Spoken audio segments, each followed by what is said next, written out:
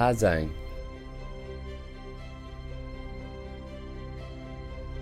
A landmark of northwestern Vietnam, Hành is famous for the majestic winding mountain roads and golden terrace fields. The hidden beauty of this land always attracts those who love adventure and lures them to come back and explore more. This is my second time coming to Hành, but the feeling is completely new. Cho Lo Thi Peak is a new tourist destination in Hoang Su Phi district in the western part of Hành province. This new place was discovered in the last 2 years. It is famous as a hot new trekking spot where people can see the floating clouds on top of the mountain. Tourists often come here when the rice is ripe, the waterfalls strong, or when the peaches and plums blossom.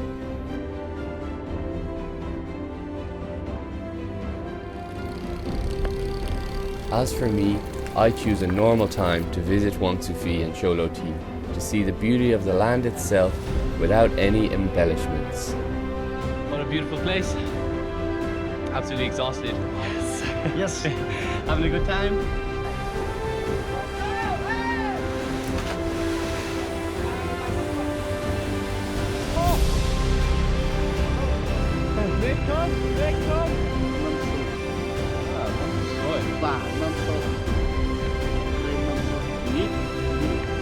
Say hello.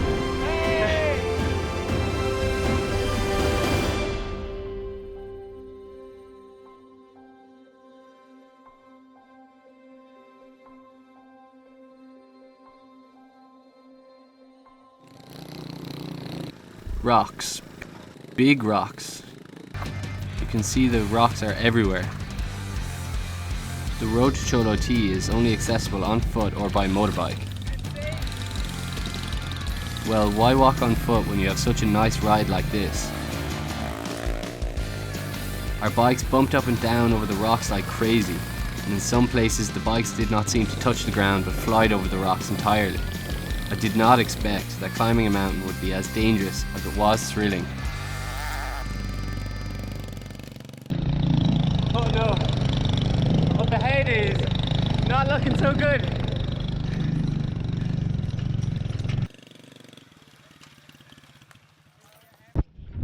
So how was it? Good time?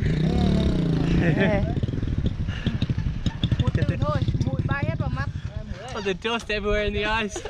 Yes. Good time though, and this boy is an amazing driver. Wow.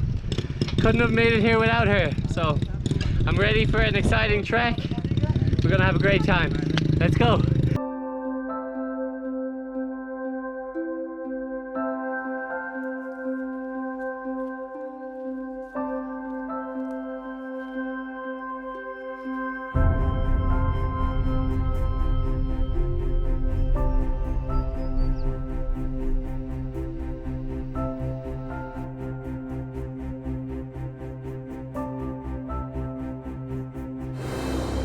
So we're very lucky to have two local people, Zhang at the front here and Mui at the back, to help myself and Zhao on this trip to the top of Cho Lo Thi. Zhao is actually one of the people who first discovered this trail, so I'm really excited about it. It's really, really hot out here. It's the only thing I'm worried about, but I'm going to give it my best shot, so let's go.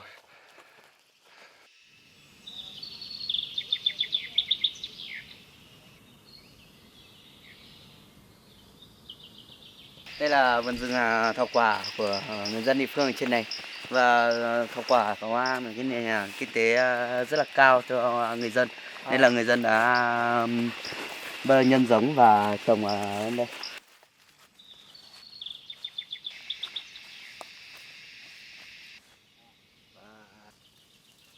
Đây là cái hoa thảo quả, còn đây là mầm thảo quả, bắt đầu mọc mầm lên ạ, thành cây thảo quả. Và đây là cái hoa nó đã bắt đầu xuống mà kết quả. Trước đây ấy, thì nó tự mọng lên, và sau này người dân mới phát hiện ra nó là một cái bài thuốc quý và có một cái giá trị kinh tế khá là cao, nên là người dân đã nhân giống để trồng. Can this be grown at the bottom of the mountain, or is it only high above sea level. Thảo quả ấy nó sống ở trong độ ẩm và có độ tán rừng cây tán rậm để nó che phủ mất cái nắng nóng và không cho gương mặt chiếu thẳng vào nó. And how long does it take to grow fully? Tầm mình trồng xuống khoảng chừng 3 đến 4 năm thì mình có thể thu hoạch được. Tức là nó bắt đầu kết trái. So can it be eaten raw or does it have to be cooked first? Ăn trực tiếp thì được nhưng mà nó sẽ rất là cay. How spicy? Maybe we could try some. Giờ em sẽ lấy thử một cây măng thảo quả cho anh. Oh wow. Đây chính là mầm thảo quả hay còn được gọi là măng thảo quả. It's layered like an onion. The colors are amazing. Red and pink and the white. Và cái này có thể ăn sống được này. Come on. Có ngon không ạ? It's so fresh. There's like lots of water content in it, so it's really nice and it's refreshing. The layers remind me so much of an onion, but it's so much nicer. Though cardamom leaves are used in cooking for a unique flavour and aroma, I have never seen a real cardamom tree in my entire life.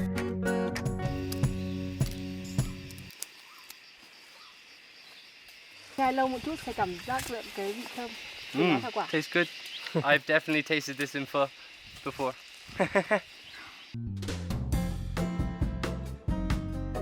Cardamom is the precious medicinal plant with the highest economic value compared to the other crops in the high mountains, 1,000 meters or more above sea level.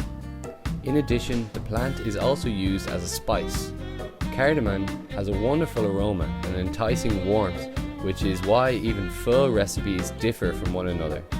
One of the most common spice ingredients for a perfect pho bowl is black cardamom. To survive out here, you need to be able to use the resources that are given to you and what you're able to even farm here. The conditions out here are so harsh. So the cardamom, while we were trekking, was a nice find, and I've had it a few times in pho and in Hanoi and stuff, but I'd never, not in a million years, would I have known what it looked like before, what it even was called, to be honest.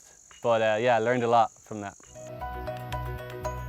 Saying goodbye to the cardamom, we continue our trek, getting closer to the top. We've come across what looks like a wild herd of goats. There's so many of them, and they're of all ages, some with big horns, some with small horns, even the tiny little babies, and they're... I was prepared to encounter all wild animals and at least some of the unfriendly insects during my jungle trip, but bumping into the lovely and friendly goats was a nice surprise for me.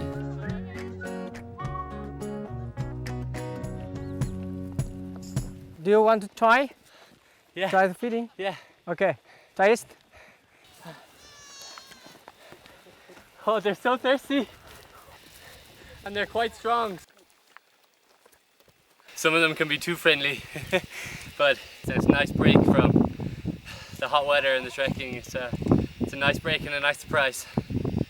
Is it normal for the Dao people to herd goats and to keep goats on their farm? Người Dao thì chăn dê khá là nhiều ở trên núi. Vâng. Bởi vì theo như kể thêm một chút nhé, người ta bảo là Mông là cao nhất, nhưng sau đó đến Dao thì nói chung từ ngày xưa ấy, nên là người Dao sống ở lưng chừng đồi núi, nên người ta hay thả dê ở đồi núi để dê tự đi kiếm ăn. Ngoài dê ra người ta có thể thả trâu, thả bò ở trên độ cao hoặc là ngựa. Nhưng hôm nay rất tiếc là trâu lại đi ăn ở xa không còn lại gây, nên là anh không phải vác gạo được trâu ở đây. Thì con người nơi đây đều yêu động vật. It's clear what Seng said about the Dao people's love for animals here. Even considering our limited water supply, we were happy to share it with the goats.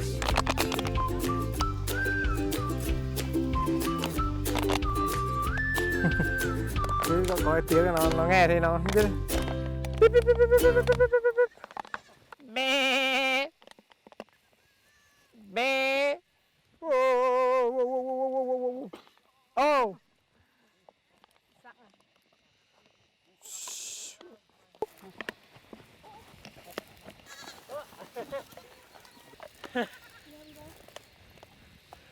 Try and get every single one of them a little bit of water because it's so hot out today. but their horns are so sharp. Oh, I saw it. I think they've absolutely drained me dry. I have none left, but what an amazing experience to be out here at the top of the mountains with the goats. Something that I never thought I would be doing here in Vietnam. The goats are led out every morning to find food, and the baby ones will follow the big ones. In the afternoon, to lure them back to the barn, the farmer will use water mixed with a little salt, and the goats just love it so much.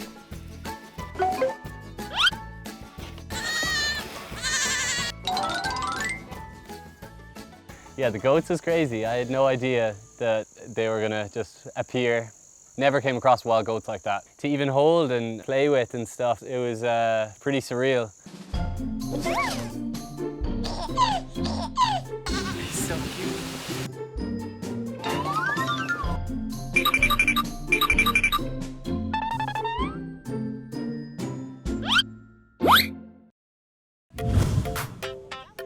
While I was having the best time with the goats, my teammates were busy preparing something special for the lunch menu.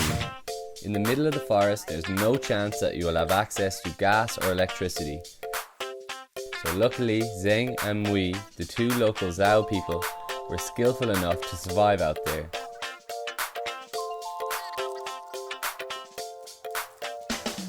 Soon enough, the campfire was lit.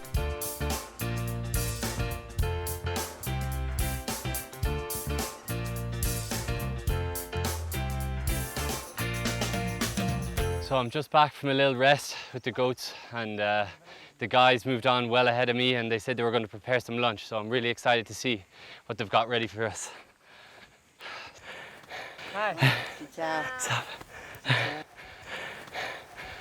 up? This looks amazing. Thank you guys. Whew. Wow, what have we got today? Yes. Grilled chicken is the easiest thing available in the forest to serve for the lunch menu. The delightful aroma of grilled chicken can increase anyone's appetite.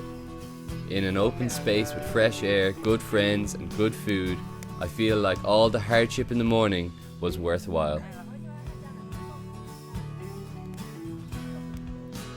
I've been camping plenty of times, and what most young people do, if you're not going out to the pub, you're going camping and out into the wilderness and having some good times. So there's lots of bonfires and cooking by the fire, but definitely in Vietnam it's very different. The things you eat and the things you do are different.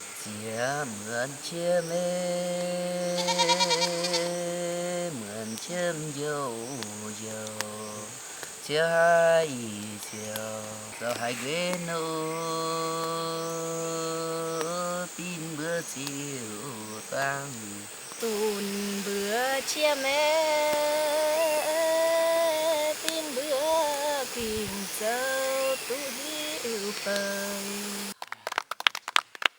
That was beautiful, guys. Thank you so much. Vicky, this is a love song in Zhao people. And when they come to the local market in Sunday or Saturday. Wow, okay. Yeah. Very nice. I know we're all really hungry, so would you like to start maybe having some food? It's so simple, without using any spices, yet the taste is pure and so fresh. The meat is also firm. Definitely a big difference compared to what I eat in the big cities. Wow. Absolutely delicious. So before moving on, here are some friendly tips to make sure your barbecue party is fun and safe and you will not stay hungry. So firstly, choose the right location. It's important to select a location that's safe and practical. Preferably, you'll keep the campfire away from areas with overhanging branches or not too close to your tents, if you have them of course. Secondly, you must use dry wood. If your wood logs are wet or damp, you'll really struggle to get a fire going. And finally, remember to put the fire out.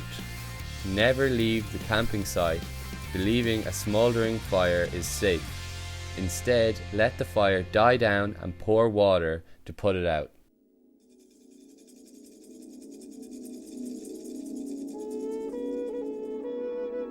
I arrived at the station when it was dark.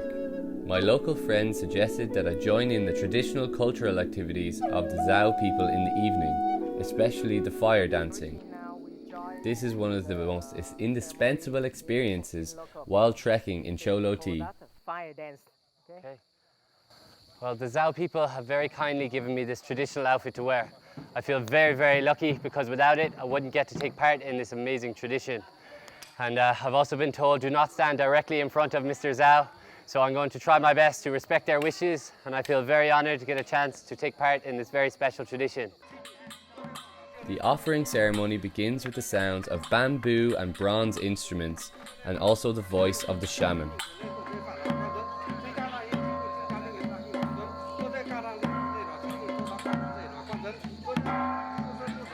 Normally, Zhao people hold the fire dance festival at the beginning of the new year to pray for bumper crops and health and prosperity for the people.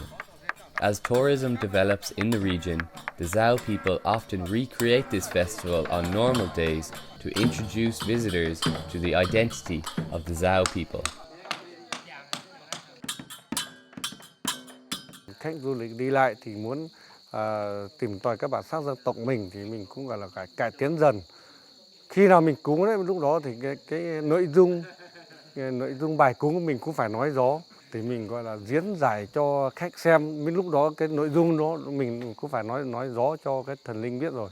Thì mình mới dám làm, không thì mình không dám làm.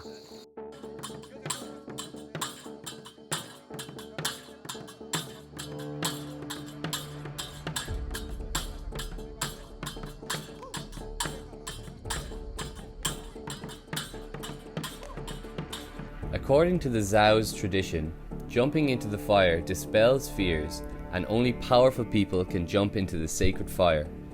After the offering, the guys seem to be controlled by a supernatural power. They shake their bodies, jump on one leg, and in front of the altar they leapt in front of the burning coals. Zheng, one of my companions, also participated in this ceremony. Because it was at night time also, it added a lot more effect because of the fire and the redness of the coals. So you could really see whenever they picked it up with their hands or ran through it with their feet, you could see the effect it was having, and it flying through the air in the dark was such a great sight to see, but also pretty scary. Local people here believe that how long a man can stay on the fire depends on the power that the gods give them. Each fire dance takes 4 to 5 minutes. When the fire is out, the shaman will read the prayer to the ghosts and everyone thanks the gods for coming to the village.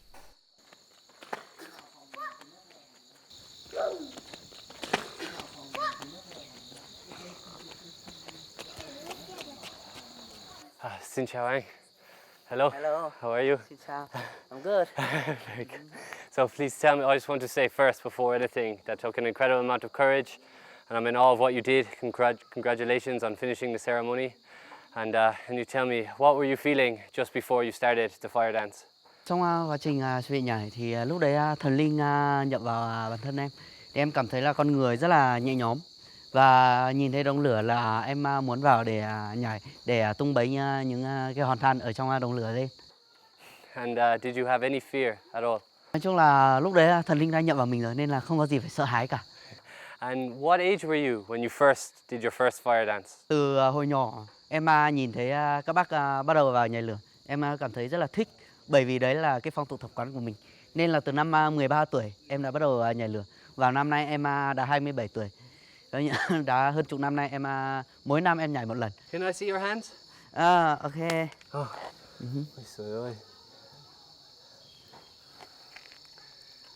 They're very, very coarse. I can see the black marks, black stains on his hands.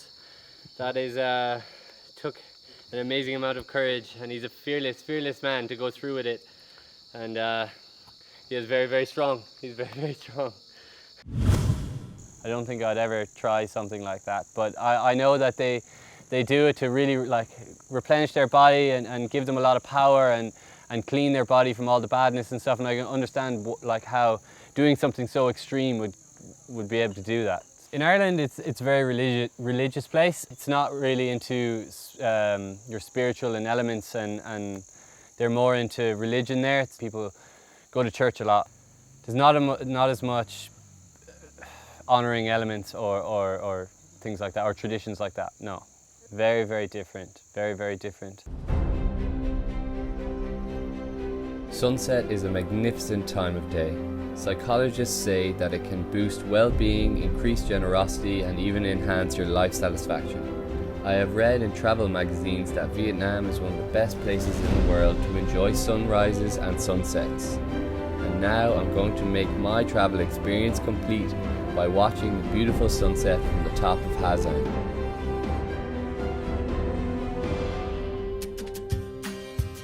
Cho Lo Thi in Vietnamese means 9 ladder layers. The mountain, said to be the second highest peak in Hazang, stands 2,402 meters above sea level. The last challenge is to climb the stone paths like ladders at the height of 2,327 meters. Each stretch was about 10 meters. Crossing 9 such ladder stretches, we will finally be at the mountaintop.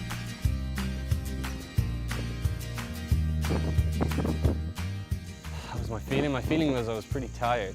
But I got really excited. A lot of adrenaline started rushing through my body as that happened.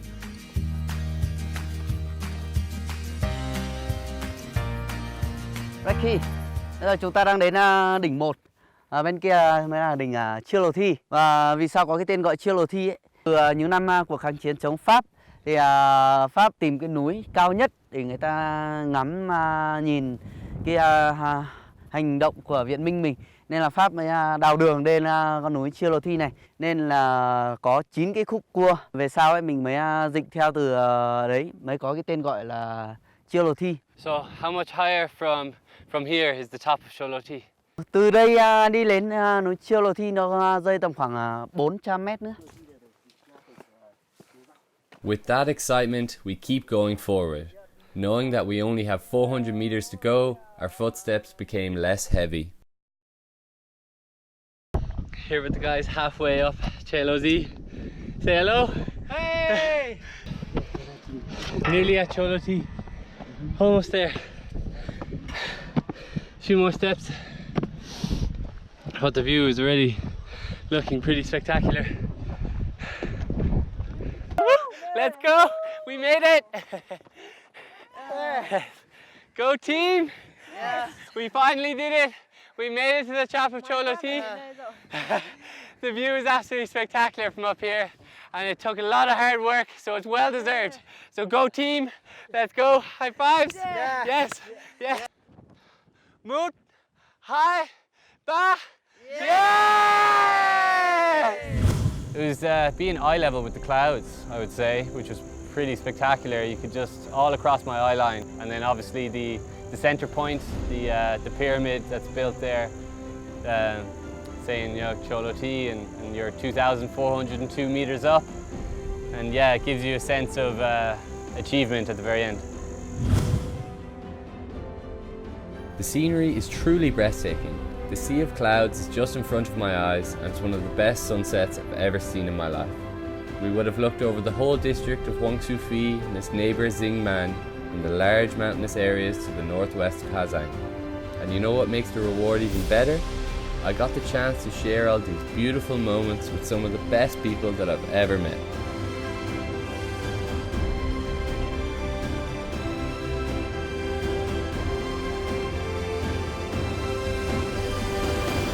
So our time here is finished, but we made it to the top of Cho Lo Thi. Absolutely amazing experience, and thank you for joining us. So yeah, please enjoy the spectacular view. Yeah, yeah, yeah. Yeah, yeah, yeah, yeah, yeah, yeah, yeah, yeah, yeah, yeah, yeah, yeah, yeah.